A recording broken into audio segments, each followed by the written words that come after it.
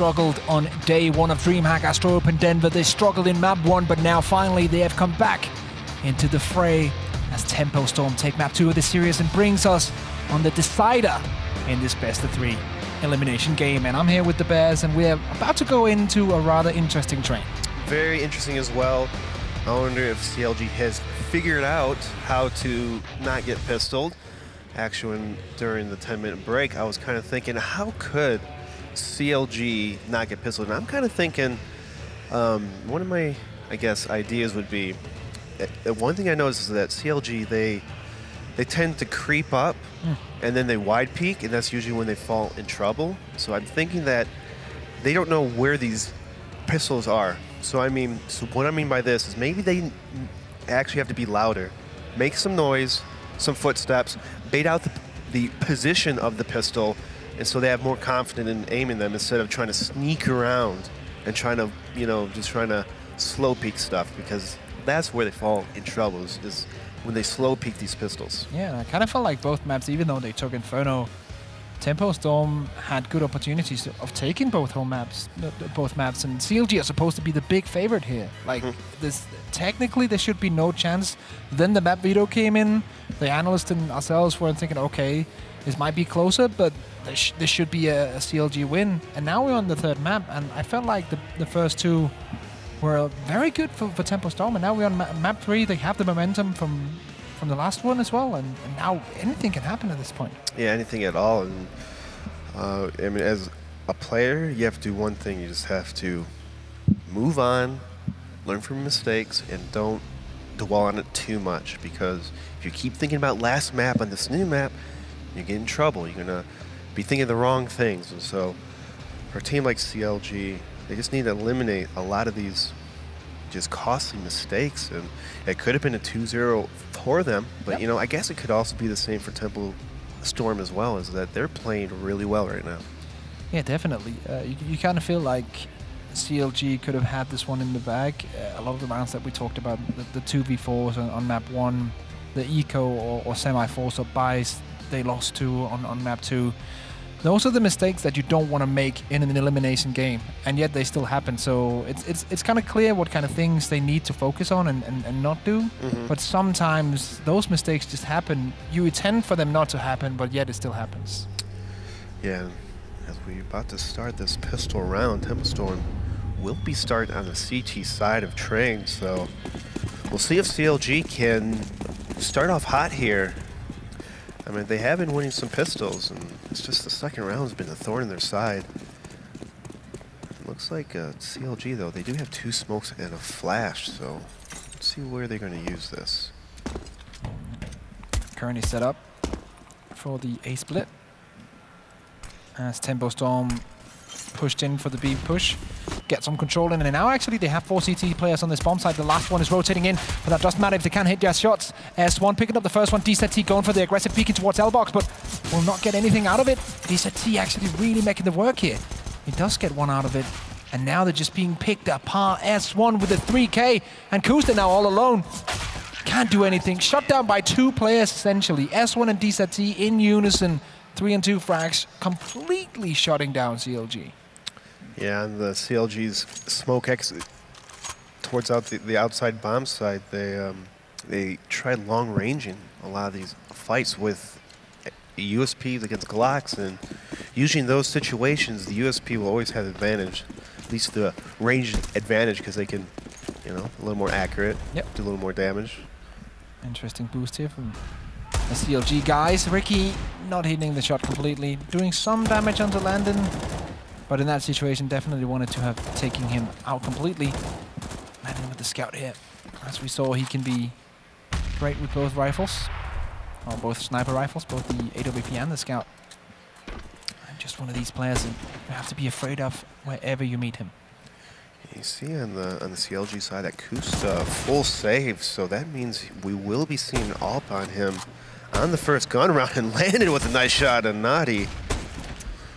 Gonna fall back a little bit, play a different angle, and it looks like he might be sandwiched here. But with cover from his teammate prevents FNS from really just coming out there. So far a 1-for-1 trade.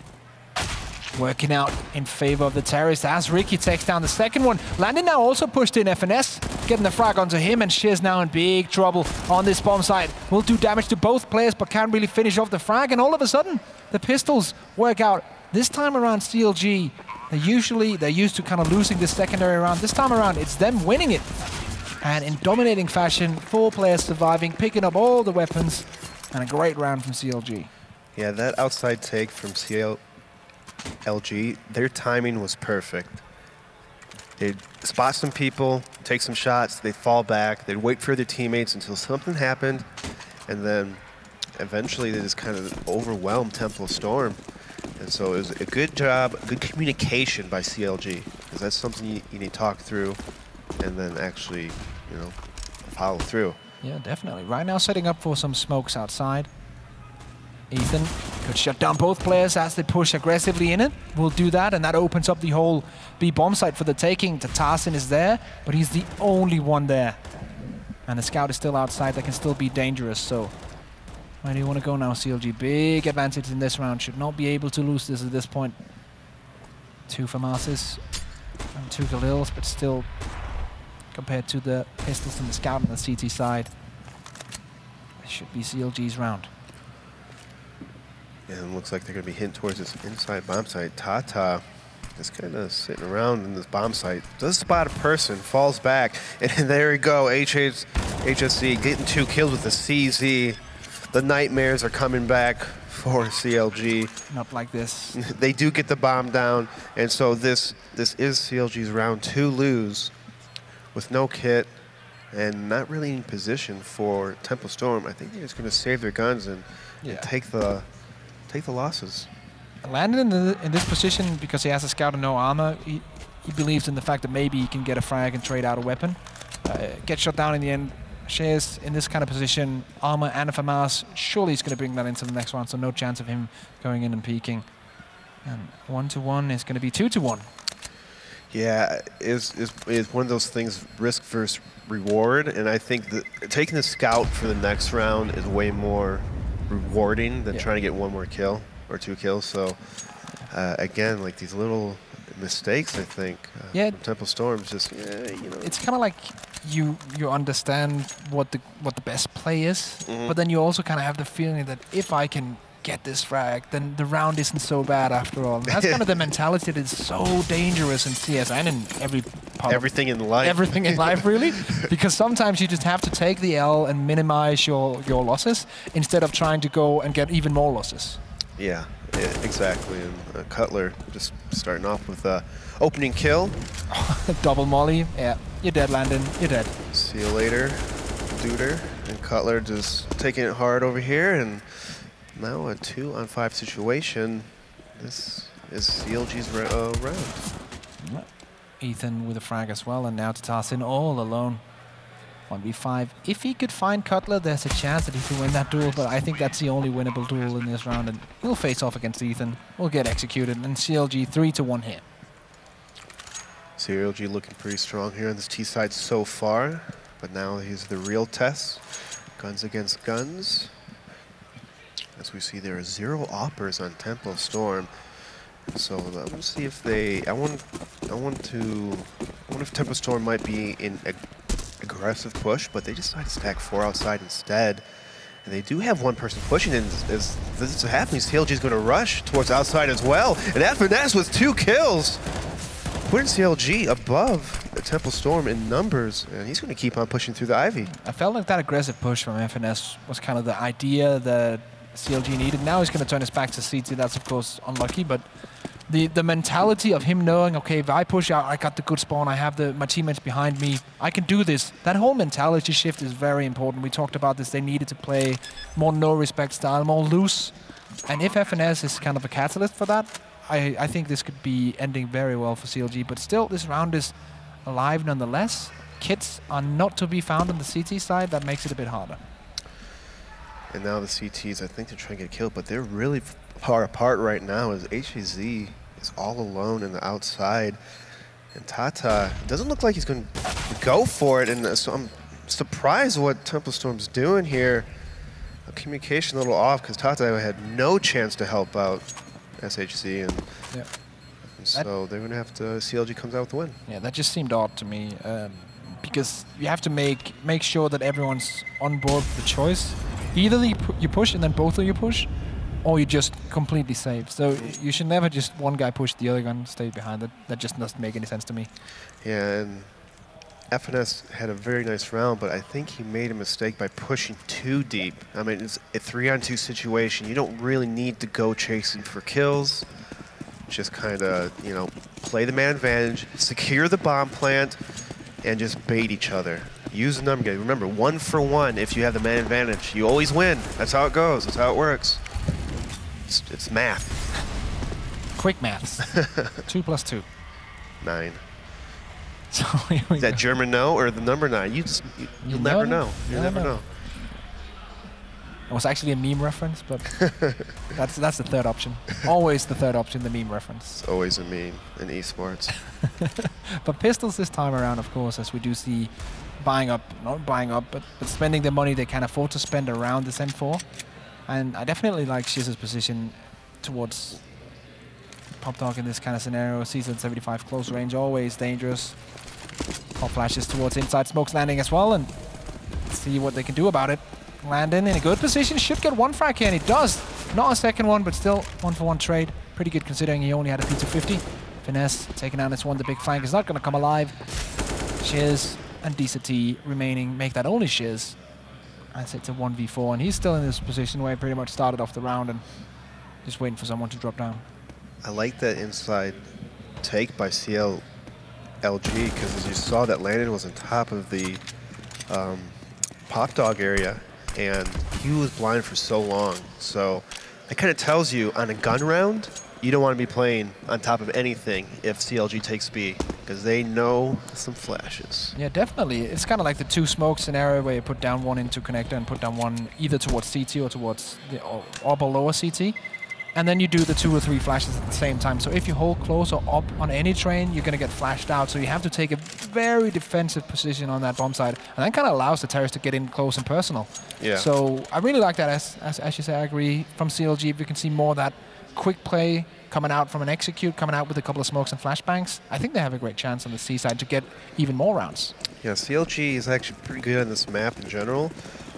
I'm surprised they don't try to go for this map more, because for an execute-based kind of gameplay, Train is definitely, it's easier if you know a whole bunch of executes, and so I think it favors CLG over other teams. But Cutler starting off with an entry kill on DZT, and then SHC kills Ethan. It looks like CLG is going to be taking this outside. FNS clearing that bomb train. Spots that guy Ivy though. Yeah, already now rotation is coming in towards backline. So the question is, if they get an opening right now, they're probably going to go for it. Now it's a 3v3. Now it's probably more doable. They don't have a kit yet, so they kind of need a secondary opening in order to justify going for this 2v3 at this point. Low HP in some of the terrorists, yes, but they don't have a kit. They have a couple of utility grenades to get in there, but they kind of need the T's to give them an opening in order to justify this. Yes, and Ricky's playing the angle well. He gets taken out by Landon, though. Now 1-on-2. Landon will be saving the AWP. If only he knew how low HP that the CLG players were, he might have gone for it. Yeah, that's a problem sometimes. You don't have that information in hand. Unless your teammates call he's low, but who knows, right? Yeah, like we can never know in this kind of position. That's sometimes I would love to have like access to all the communication to hear what they're talking about and everything, because then you can maybe more understand the decision making that goes on in kind of a round and in kind of a team. But we don't have that, sadly. In a perfect world. In a perfect world. All right, timeout coming in. Tempo Storm taking it with only 1 round on the board for the first 7. I think it's a good choice. They do have a buy coming in this round as well. Or could have a buy if they want to. They could, and let me see. I think they should, because they have an AWPer. They have one guy in 7,000. Yeah, gonna drop the UMP and get a full buy. Oh, wait a minute. He's buying pistols. Okay. Okay. He bought an UMP and 3 CZs. Interesting. So now they're having definitely a lot of money for the next buy. And then an interesting one for this round. Which is kind of weird, because by losing so many rounds, I don't know, I felt like they should have bought maybe some rifles, because It could possibly buy next round again, depending on how many kills and whatnot. But hey, it's their choice, so we'll see how it plays out. Landon, though, I'm trying to get this aggressive first peek. It's what he's been so good at, hitting his first shot, but he doesn't hit it as Ethan takes him out. Good peek by CLG. Double peeking against a potential AWP position. I love that at every single point, because even though if you lose the first guy to that AWP, you can instantly get that second refrag, and if you just get the frag, like the AWP is now out of the question, you can push in with 2 players. And it's a small thing, and I know it sounds simple, but it's something that a lot of teams just don't use at all. Yeah. It feels like if you watch some of the really top teams, like Astralis, SK, and all of them, the thing that makes them so good is their ability to trade kills, the timings of, they're always, you know, kill one person, expect someone to peek from another angle at you. And so it's something to be, it's always very good to be good at. Is the timing and spacing of it, exchanging kills. Yeah, and that's the one thing that's sometimes hard to see if you're a new player coming into the game, because it just looks like they're just playing CS. Yeah. There's so much timing, so much preparation in how the rotations work and how we kind of play on each other. That's very hard to know unless you either played in the top team or watch the top team plays and listen to the communication at the same time. Yes. Which I think represents both of us. Yeah. Because you of course played and I listened. We're both players at heart, okay? I'm pretty sure that everyone in CS, if they could play, they would play. Oh yeah, and it's fun. Even when you're as bad as me. It can be stressful at times, and I've been seeing this stack a lot where, well, there's no smoke, so they're gonna still do it, and he takes out Landon. So nice play, and then Kusta decides to get a little too crazy. Yeah. Just got very happy about that first peek, and he just thought, okay, I'm the king of the world, I can go for the second one. And that's where he gets punished. The Tempo Storm having that double AWPer that DZT, I don't think Kusa expected to have another AWP in Tempo Storm's hand when Landon is usually known for their AWPer. That's maybe the thought behind the round before, getting those CZ75 spread out, that they could have this double AWP setup. Yep. And it works out, at least for the beginning part of this round. The question is, it's now a 3v4. They still have the AWP. This time around it's on Ricky. It's been switched up. CLG, they could be on an 8-1 here. It could be. They still have to get out this Ivy with the bomb. Ricky takes out S1. And now it's up to CLG to kind of just sneak out here and ladder, try to pinch anyone in this area. And DZT is kind of chilling around the sandwich area. Very, very non-favorable spot with an AWP. Oh, Ricky with a nice shot. He gets hit, though, through the wall, so you can put him at low HP as he plants the bomb. Tatazian coming in from the back. Actually had a great chance there, but throws it away as Ethan takes the frag. And another round for CLG on this T side. Very good start for them. 8-1. Everything they could have asked for. On the CT side of things, of course, they're getting big loss bonus, as big as you can get. But it's not enough, I think, to justify a buy here for them. I think it's going to be another set of pistols. Yeah, I'd probably try to keep trying to AWP on CT side of Train. They're going to probably just talk what they can change, what they can do to stop CLG. Because CLG is in control of this match. They're looking way better from the other maps, while Tempo Storm's looking a little flat.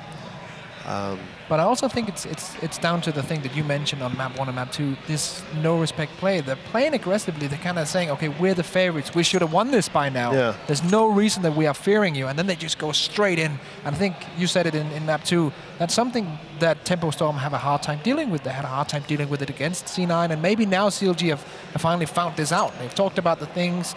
They took a look at the information they have at hand and said, okay, this is what we need to do. Yeah, exactly. And Tempo Storm just looking like they're always on the back foot when you are playing aggressive against them. And so they have to figure out how they can stop this, how they can change their game plan. And as a CT side of Train, it can be very, very hard to adjust if you don't have a strong base on a CT side map. Like if your rotations are off, things can get a little messy, especially in the outside bomb site, because it's all about, on the outside bomb site, it's all about if if the other team smokes you out, kind of puts you in a weird spot, you have to be able to retake together, fall back together, stay alive. The key point is staying alive, because it's very hard to hold a spot when you have to fight 3 different angles if your teammates are behind the smokes on the other side of the map. Yeah, just running down that clock, just making your chance even better of winning a round by time, and just forcing the other team to make mistakes. Yes. And that's kind of what you need to do in that kind of situation. I completely agree with that. And of course, as we are waiting, this is not a prolonged tactical timeout. I think a cable from one of the monitors popped out, and it's technical. It's being fixed right now. What we can wonder about now is how this is going to affect CLG, because they were in a good momentum position right now. With this kind of an extended break, do you think that's going to like go to their heads? Do you think that they're going to be a little bit of a slow start into the next round? I think maybe a little bit, but I feel like CLG has found their confidence. They're just playing, I wouldn't say carefree, but they've definitely a lot more confidence, a lot more, I guess, style in their choices. And so it really shows off when you're up 8-1 on T-side and train. Yeah. And they're looking good. They're looking really good right now. And CLG needs to win. Yeah, looking like the team we expected to see in map 1 and map 2, to be honest. Yeah. This is the style we expected them to come in with. Expected them to be rather good. All of them. This is something that I like about CLG as well. I feel like they don't have a player who's constantly underperforming. Sometimes they'll have someone in a match or two that's underperforming, but they're very close to each other, usually in frags. And I think that's a signal of a team that's very well in tune with each other, because you'll see, like for example, if you look at Mousesports back in the day when Nico was just carrying everything, you could see the problems within the team structure because he was just going off and the rest of the team was sitting. So I kind of think like sitting on the same amount of frags, even though frags doesn't matter in that much in competitive CS, I think it's a sign of a team that's working well together. Yeah, and I mean, they all live in the same house, so they're working together, they're eating together, they're waking up and they see each other's faces every day in the morning. And so not only that they play inside the game, outside the game, they're a tight unit of people, and so they know each other inside and out. That's actually an interesting discussion, as I think we do have a little bit of extra time here. The whole like gaming house thing, because if you look back at esports historically, Korea is very famous for having these gaming houses in StarCraft and in League of Legends that fostered the best players on the planet and led to dominance in that kind of region. Gaming houses historically have not worked out in CS, especially CSGO. Like as a player yourself, can you kind of give some insight of why that maybe hasn't worked out? I'll tell you why. Here's the $1 million answer of that question. So if you're an org that's having a team house, if you listen to this, you're going to save yourself lots of trouble. And that is, the team house should not be the place where they live and play. They should go to a different place to play than where they live. So they mentally going to work, going to play, and so it's a lot less, I guess, lazy. Yeah. As you could say, so there you go. And then with extended periods, you can have boot camps before tournaments when you really need to step up your game hours. But now back into the game. Not talking about hypotheticals anymore. We're back on the server. Kotlop taking the head off to Tarzan, as we do have this kind of pistol scout by coming in from a Tempo Storm, and CLG on the edge of bringing home round number 9 in this half, and it goes very easily for them. No deaths. Kotlop just going straight off in, getting that 4K. And round number 9, as I said, comes into the bank of CLG. We got ourselves a secret agent in the server. We got 007. Oh, Tata. That's always hard. It's unfortunate, but you know, you gotta look at the positives. He's a 007. It looks great. It looks great. I feel like every single time someone does that, the game should be paused and someone should bring in a martini for them, take that in, and now you can continue playing. Yeah, you probably need one after going 0-7. Exactly, that's the one thing I would need if I was on a stage being 0-7. You see right here, Tempo Storm playing 2 inside, so pretty standard so far. CLG, though, having way more utility than Tempo Storm. Landon and Tatarsim on the Cinnabomb side there. Receiving a lot of grenades at this point, and they're actually going to be receiving 2 players pushing in towards lower, but the bomb is still not to be found on the center bomb side. Shiz taking down another one for him off screen as Finesse is trying to make his way in towards the bomb side. Picks up the first one, that's Tatar's secondary player is a bit further away. Nice shot from Landon. And now 2v4. Ethan tried to bring it back to a 2v2 now. Kusta also taking one in. And Kusta, the man of the moment. Shiz and Landon trying to bring it back. Shiz has done a great deal of work so far. Indeed, and the bomb's all the way outside by this team. Kusta taking down HHD with a Molotov and a 2-on-2, and now it's up to Landon, who needs to do a lot of work to win this round. Ethan, though, is on low HP, but Landon has an AWP, so it wouldn't matter at that point. It's such a hard angle to peek out from here because you know at least one player is going to be watching and checking your position. This time it's actually not. He's allowed to go out scot-free. And they have decided to go for a more defensive approach for this one. It works out in the end. Ethan in the top position, goes in with the kill. And round number 10 now on this T side for CLG. We thought, due to the fact that it being 1-1 and Tempo Storm looking really good last map, we're on for a really great, really close third map. CLG just changing the tempo. And this is where the experience comes in as playing as a team. Tempo Storm, newer team, newer I guess on the stage, and so when the high pressure's on, are you going to choke? Are you going to fold? And you see right here, CLG is going to be rushing outside on a force buy from Tempo Storm, and already 2 taken out on the Tempo Storm team. And now CLG has complete control of the outside bomb site, forcing Tempo Storm in this weird position. Yeah, I always love this kind of like change of pace call. As a T side, you can pull out and go for a quick outer push. It's the same push that that Sipnix did against VP at the E-League major in Atlanta. That was the one where they actually won in the final, where they had that round where the buy wasn't good. They went for a quick outside push, got the round, and that kind of kickstarted their comeback. Always like that kind of a call, changing up the pace, going for the ballsy move. 2 C-sets and a UMP remaining. Ricky doing battle with one of those. As they will win this round out eventually. Tatarsin now in a decision, should I save my or should I just go peeking? And he goes peeking, he gets taken out. 11 rounds for CLG. I think at this point he just wanted a kill. Yeah. I think, even though it sounds kind of funny, but no, if you're 0-5, 0-6, getting that 1 kill could just reverse the whole momentum of your play style and whatnot. And so, you know, just get on the board. Yeah. On the board currently is the money of CLG. Several players above 13K.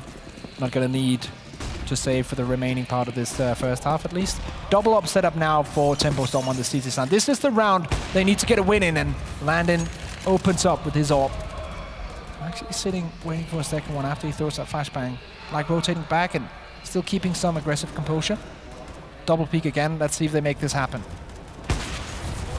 Gets shot up though, and it's pushed back by CLG. They've taken control of the brown halls, and Tempo Storm is not adjusting at all. They still only have 2 people inside. Good Landon hits a nice shot though. Yeah, Finesse was completely flashed. He could have probably come in and helped his teammate out there, but he was flashed, and therefore he's held back even as the Tarzan's close range. Let's see if he can make it happen here. Landon is just styling on CLG this round, and it's good that he steps up to the plate because they needed that. 3 kills coming in from Landon as he's just landing shots. Left, right, and center. CLG finally gets a round taken away from them. And now CLG knows that Tempo Storm has a 2-AWP setup right now, so I wouldn't be surprised if I see just a heavy smoke execute. Because the keynote to do, if you're facing against 2 AWPs, it's really hard. It's a lot harder to retake bomb sites. You want to force them back. You want to make the AWPers retake bomb sites. Finesse and his teammate trying to pressure early on. That's Ethan. Goes down. A double frag from Landon. He's single-handedly bringing this one back for Tempo Storm. Double frags for the aggressive play to counter that inside. And now I think the idea was to kind of make noise inside and then go for the outside execute with smokes. But when 2 of the players die off from that inside aggression, then the whole plan has to be rethought. Yep. In a 3-on-5 situation, Tempo Storm in the command for this round. Landon's pushed up top ramp, has a lot of information. This allows Tata to play more towards, I guess, CT spawn A, and then kind of give up inside. So if CLG was to take outside, they would be running to a 4-person stack. That's the one thing about information in CS. Might not seem like much, but the way that you can rotate your teammates around it is pretty much key, because as you said, now 4 CT stacked. Shiz can hold this aggressive angle, should have probably revenged there, but he knows as a secondary player now knows where the AWP is, and he takes down both of them. Good job from him, and finally S1 stepping out, taking that frag, and third round coming in for Tempo Storm. Still a great half so far for CLG, but nice to see Tempo Storm getting back into it in these last 2 rounds here. Yes, and coming to the last round of the half. I mean, 11 rounds in T-side train. Can't be upset about that, not at all. And so Tempo Storm, they have a huge, huge comeback to, or a huge mountain to climb if they want to come back. See Landon. Now they're just playing the smart. Tempo Storm really just pushing Landon in random spots. Keep CLG guessing, and that's what a lot of good operators will do. They don't just play one spot. They play probably 5 to 6 spots in the map where they can be anywhere and able to just be aggressive with AWP. Yeah, that's something that I specifically like from Oscar from our sports. It's something that I think he's very, very good at, peeking all these different spots, making sure he's always a danger. Ethan picks up DZT, and Shiz now in a good position, but misses the first initial spray, and now caught between a rock and a hard place, taken out eventually. Landon, though, still getting shots left, right, and we'll take that one down. Landon is just playing so well right now, these last couple of rounds.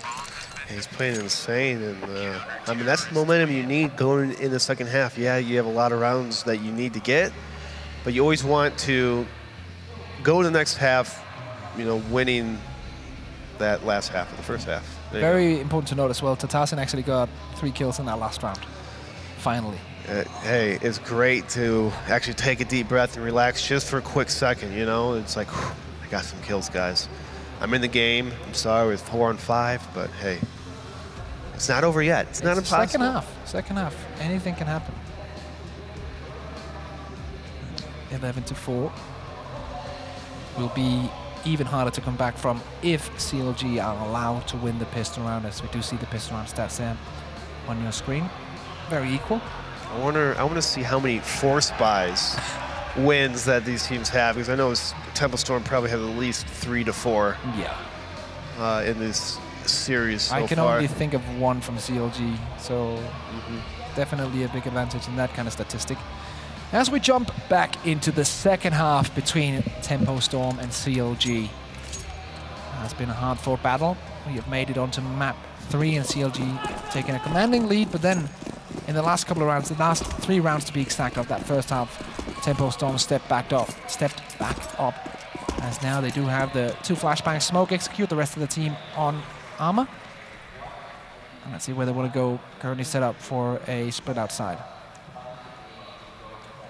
As we see, Tempo Storm just slowly getting into position. And it looks like they're going to be using this smoke, I'm assuming, towards the bomb tray area. It looks like this is the Z1.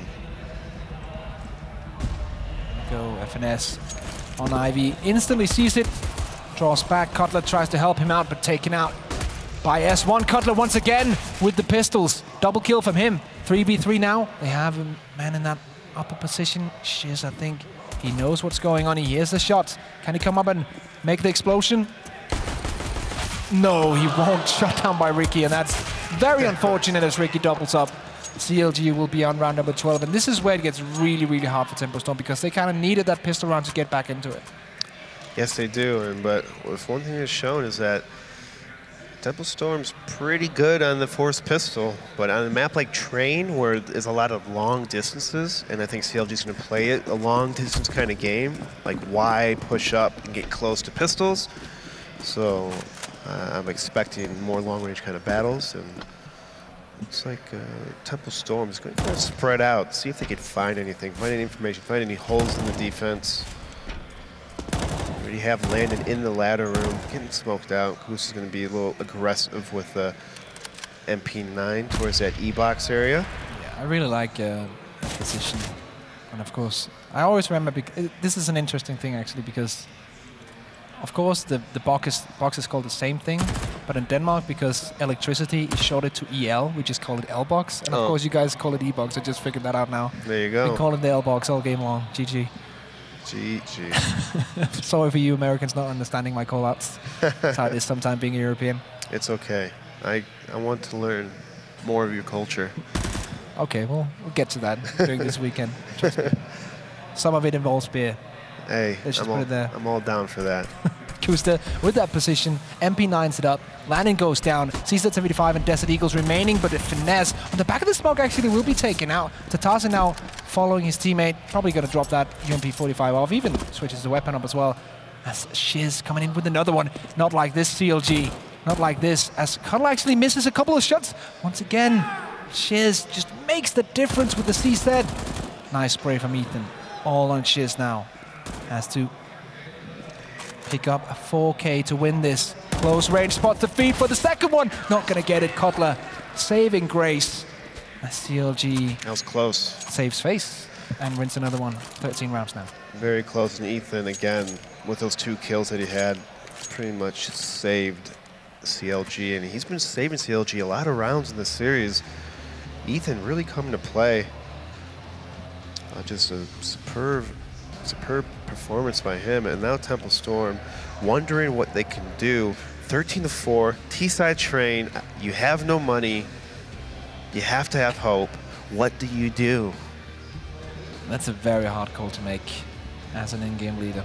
Yeah, because technically, of course, it's a very hard call, but then again, this is a situation where no one expects anything from you, so maybe that's actually the easier call. Just say, okay, let's just go for something alternative, something weird that they're not going to expect. And if it works out, amazing, we look like geniuses. If it doesn't work out, everyone is saying, okay, never mind. They were just messing around, but they are not messing around. CZ75 Armor forcing up here, spending all their cash. And expecting something that they won't expect. CLG expects him to save after that force 5. Oh, Shiz! We'll get the first one, second one pushing in now. DZT, close range, but Ethan once again, as we talked about, the hero for CLG, pushing up, getting frags, and just holding it down. Wanted to time that with the final kill, but didn't happen in the end. Ricky helps us out though, and CLG on 14, and I'm pretty sure all the Americans in the audience are happy to see their countrymen potentially take down the Brazilians of Tempo Storm. It's true, and Ethan coming up huge right there with some nice fragging kills, controlled aim. You know, he death matches. Maybe, I don't know. I'm sure, I'm assuming everyone death matches. If they don't, they probably should. Or at least play some retake. Just a little bit, you know? Get the aim warmed up, feel a little saucy. CLG, though, now Temple Storm has to save. They have to save for at least to have 1 gun round before you lose the game. This should be a cakewalk for CLG. Ethan spots out one more. And this one is on that Ivy position, which doesn't have any doesn't have Ivy on the walls anymore. Used to have. Used to. Way back in the good old days. They cut that out. They don't like the Ivy. Maybe it was poison Ivy. I don't know. Nice one. That's what it was. Let's see, Shiz. Very ambitious with that. Zeus in that position. It's just such a weird thing. The same with the revolver. Like, it's still in the game, but I don't feel like it should. It's still there. Sometimes it works out. I don't know. It's just a weird thing. I lost all faith in the Zeus of how many times I've did like 90 damage with it. Yeah. I just want to flip my table. Punch a keyboard. All right, here we go. Ricky holding down the fort as they come into his crosshairs, and he's just tapping away. Easy peasy. Gets that 4K. Even survives with 27 HP. And this is it. Round number 15 for CLG is on board. We go into a round that could potentially bring them on to the next round. They're not in the playoffs yet. This is the elimination game. The decider is coming up next if they win this. Tempo Storm now. They have to grind 11 rounds in a row just to get to OT, just to survive in this tournament. One round loss in that. That is no easy task. No. even if you're in an open team. I mean, very difficult against a professional team that matter. As we see, Temple Storm really spread out doing default. And here's the thing with Temple Storm, for all T sides of all 3 maps, they love to start off with a default. And I think a lot of their game plan is just spread out default. And that's where you're going to start running into trouble later against teams. If they know this, they're going to abuse you all the way. And also one of the things that I feel like you could do in this kind of situation that Temple Storm, just have the default, but have like one gimmicky play all over the map. So like one round you can go for a boost towards Ivy and you can get that peek there. One round you could go for the double drop down towards Pop Dog where you stand on top of the first guy's head and kind of get that peek going. So you have a gimmick play for each kind of default instead of it just being a default. Yeah. Because that can, as you said, come back and haunt you. Exactly. You have to do something. And look at this. You see Tata just sneaking out Ivy right now. S1 taking out Finesse. And CLG doesn't have anyone. Kusta in a big problem here, but he makes it work nonetheless. Takes down the first one. He is pretty much pushed from both angles. No, actually, Ricky's there to help him out. And that pretty much makes it work. Teamwork makes the dream work. As Ricky and Kusta doubles up. CLG now 4v2. And surely, there's no way they can lose this one. Landon pushing, flanking with the AWP, but gets shut down. CLG bounce back. Valiant effort from Temple Storm. Yeah, I felt like the first 2 maps from Temple Storm were really, really good. They showed great force, great initiative, but when it came down to the 3rd map, that's where the LAN experience and kind of maybe also the stamina showed through, and CLG finally stepped up to the plate. They recognized some of the problems, they fixed it, they went for the aggressive play, they went for the like no respect, straight up in your face kind of plays, and now they are on a 16-14 scoreline, bringing themselves into the decider game later on today. Yes, if I were to pick an MVP, it would definitely be Ethan of that match. I agree. He came in so much with so many rounds. He saved CLG, and it's always nice to have a player that can do that. Yeah, and even though Ethan was the MVP of the game, in my opinion, as well, I have to give a shout out to my man Landon, because he played, despite losing the game, I think he played an insane, well, Landon, not only game, but like specifically throughout the tournament. Yeah, Landon was hitting off shots. I mean, I'd look for him for the next upcoming Opper, and also SHZ played very well, especially on Cobble. So, but nice try by Temple Storm. You know, you have your first tournament out of the way. So now, what can you learn? How can you bounce back after that? 2-1 is the scoreline. The analysts were correct. Another man who's also always correct is Pala, who's live on stage. Correct. Always correct. Always correct. Let's go, Pala. Let's go. I'm here with Ryu, coach of CLG. First things first, how did you come away from yesterday and prepare for today going up against Tempo Storm?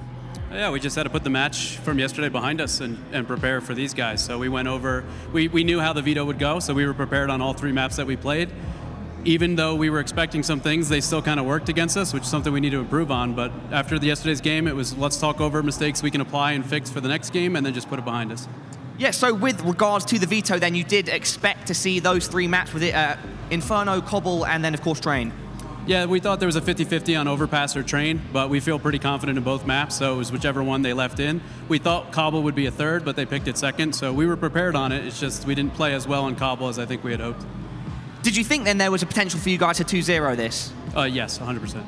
Okay, cool. Going forward from here, you get a chance to rematch up against Renegades. Yesterday, it was very close, 16-14. What's going to be different this time? I mean, yesterday we threw away 5 or 6 rounds that if we just don't make little mistakes, that's a 16-8 game in our favor. We lost a 5v3, a 3v1, a 2v1, a 4v2. And some of it's just comms, some of it's just someone not communicating properly of like, I'm peeking this, or someone hearing it but not registering it. So we just got to clean up those mistakes. Renegades has kind of had our number, but Nifty knows I'm coming for him, so I think we'll be ready. Yeah, I think it's very interesting because Ryu used to be the former manager of Nifty when Nifty was playing on your old team Selfless. Now Nifty is, of course, on Renegade. So is there any sort of mind games going on there? I know what he's doing every single round. Okay. Every single round. I know exactly where he's going to be, when he'll be there, what angle, when he flashes something, where he's speaking. We just have to hit the shots. If we did it yesterday, we wouldn't be in this situation, so we're coming for revenge. Okay, cool. Final thing with regards to you, how is it being the newly sort of appointed coach of CLG? It's been what, a couple months now, or? Yeah, it's been about 2 months. Guys have been working really hard. We put in a lot of work. The first month that I was there, we kind of had an event, so it kind of jambled the schedule. There's a lot of CSGO to play. Like, we have matches, I think 24 of the next 30 days. Like, it's insane. So as long as the guys can keep pace, we're managing burnout well. CLG's been amazing. Madison Square Garden has treated them very well. So really happy at CLG. All right, Ryu, best of luck. You better go and prepare for Renegades later today. Trez, let's head back to you guys on the desk. Thank you, Paul. I do appreciate it. Guys, hell of a BO3 right there. It really took off to a pretty, gee, how do I say it? A much closer start. Yeah, I mean, it's kind of crazy how confident Ryu was and that he could have 2-0'd that team when they almost got 2-0'd. If we're 100% honest, Inferno almost didn't go their way. Took a couple of miracles by Ethan to bail them out. And then obviously they lost Cobblestone, so they very easily could have gotten 2-0'd if things wouldn't have, if those hero plays weren't involved. Yeah, and I think Tempo Storm, even though they lost this match, I think they did a great job, especially when they're up a man on Inferno and Cobble. They did a good job of getting that initial pick and then slowing it down, getting into those 4-on-4, 4-on-5 situations and waiting for CLG to do something, and then like getting extra picks off of it. They didn't react immediately to things, which I thought was really good. Unfortunately, they couldn't close it out, but CLG played great, especially, as you said, Ethan and Ricky on the first map. Those guys were phenomenal. Yeah, I mean, Ethan having a tremendous impact across the entire BO3, even all the way back to Inferno. I believe we have some footage here of Ethan just kind of doing Ethan things. This is the hero play that I was talking about, by the way. CLG was down 5-0 at this point, and they were on an anti-eco here in this round. And if Ethan doesn't get that ace, CLG could have very easily gone down, you know, something like 7-0, 7-1, and then they would have had a way tougher time making the comeback that they did. They wound up winning that half 9-6, and it was really off the back of an ace in that round from Ethan. I think Ethan had like a 3 or 4K in the very next round. Had several multi-frag rounds with the B-bomb site to really help CLG out in Inferno. I think he was definitely the guy that really carried him through that, because again, they almost dropped that map, and I thought he was a big part of why they didn't. And then obviously, you know, we move over to Cobblestone where things didn't really go so hot for CLG. And then Train, though, that was, it almost feels like they had some talk in between, you know, Cobblestone and Train, where it's like, all right, guys, gloves are off. Let's just get out there. You saw them, you know, play way faster on Train, way more decisive, looking to just exercise their aim and just their trading ability and the executes that they had. So they did seem to kind of start showing them a little bit less respect, I think, in that third map. Yeah, and I think that's exactly what they needed to do, because, you know, I think on Cobble they gave them a lot of respect. Admittedly, that's not, I think, a map that CLG style isn't very good on, but Train, I think, is very good. You can throw set executes right on a spawn a lot of times. But what was interesting is they just opted not to do it in some cases and just scrimmed out and hit their shots. Yeah, and I know Tempo Storm was going to take an exit from this tournament, but first of all, this is definitely a huge step up from getting eliminated by, you know, another team that I won't say their org because they don't pay their players, so I don't think they deserve any recognition, but everybody knows who they are. And they lost to that team at a small tournament in California, and now they're going toe-to-toe with CLG here, almost 2-0'd them. I love the way that they adjusted from the Cloud9 match yesterday. I think that they obviously got really timid. Today they played their game, right? They showed us some of that coordination. They showed us some of that firepower that they have, and I hope that this is something they can build off of. It's probably exactly what happened, right? They go into this tournament to play Cloud9 first off. They probably, hey, we got a big plate here in front of us. Then, you know, maybe last night they go back to the hotel and say, you know what, guys, we should just play our own game. We didn't necessarily play our own game against Cloud9, and then what have you here is a 2-1 across this best of 3. Yeah, and I think as the commentator said, I think Landon was phenomenal in this series, especially on Train. I felt like the scoreline didn't really, you know, show how good he actually performed on this map. He was getting entries at inner all the time. That guy was on fire, and Shiz was my player to look at. If they were gonna take this deep and maybe even win, they needed Shiz to step up, and he did. I think it's really cool. Like, we talk about how in the NA scene that sometimes we struggle to see new operas coming up the food chain, but in the Brazilian scene, it seems like there's always someone else that's sitting there. Obviously, we know Fallen, Henny, KNG, but, you know, you have Yell over on Luminosity. Now this Landon guy here playing for Tempo Storm certainly looked impressive at times. So they seem to have a scene that's able to produce some AWP players to keep an eye on. Well, coming up next, we've got LDLC and Energy, but I think it's time that I tell you guys a little bit about something I've had on my mind. And, you know, I've been thinking about it. I think it's about time I just tell you. The perfect esports companion app to keep track of your favorite teams, players, and tournaments. Head over to the iOS or Google Play Store and pick it up right now. That's the Strafe app, strafe.com. And I'm not talking 8080. Let's check it out right now and see what Strafe's all about.